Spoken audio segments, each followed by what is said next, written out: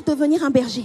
Parce que les brebis que tu vas servir contiennent la réponse à tes prières. Bien-aimé, la Bible dit en Proverbe 21, verset 13, « Celui qui ferme son oreille au cri du pauvre criera lui-même et n'aura pas de réponse. » Quand tu as semé dans la vie des gens ont juste envie de semer aussi dans ta vie. Lorsque tu as servi les gens, tu les as aidés, la personne était faible, tu as fait d'elle une personne forte, la personne n'avait pas confiance en elle, tu as fait d'elle une personne qui a confiance en elle, la personne était dans le besoin, tu l'as aidée à pouvoir sortir des dettes financières, tu l'as aidée dans ses problèmes de foyer, la personne se dit mais ma vie a changé à travers toi. Et après quand tu dis oui je cherche un graphiste, je cherche un médecin, il te dit je suis là pour toi c'est gratuit, c'est illimité, c'est quand tu veux. En fait, quelqu'un a dit que nous ne sommes qu'à 4 personnes de la personne avec qui on a besoin de connecter. La personne qui va te propulser vers ta destinée n'est pas loin de toi.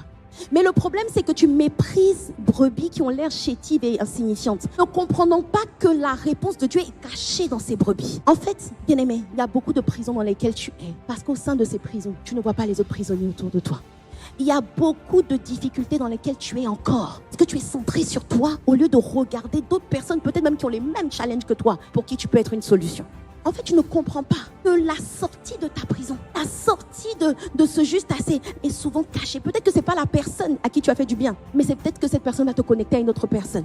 Les êtres humains sont des passerelles. Dieu veut te visiter, il te visite toujours par quelqu'un. Moi, j'ai sorti 2 livres par la grâce de Dieu. Je me suis mise à écrire, j'écrivais toutes les niches. J'avais une grâce surnaturelle sur moi.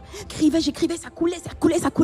Et puis pendant que j'écris, je me rends compte qu'en fait, c'est pas un livre, c'est 2 livres. Et puis au moment où je veux commencer à l'éditer, tout ça, non, à mes filles, à mes gens autour de moi, je dis, je vais sortir 2 livres. Tu as besoin de quoi que ce soit, je suis là. Et j'ai vu une armée, au moins une dizaine, vingtaine de personnes qui ont fait des nuits blanches avec moi pour relire mon livre, pour corriger les fautes, pour faire le graphisme, pour faire la mise en page, pour travailler sur la communication. Et je me rappelle qu'un jour, j'ai dit au graphiste, je vais te payer, je t'envoie un virement et tout ça.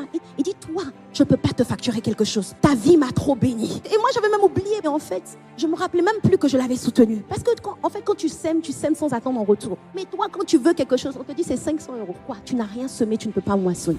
Mais je prie que tu deviennes un semeur dans la vie des gens et que Dieu te fasse moissonner abondamment. Dis avec moi un bon amen.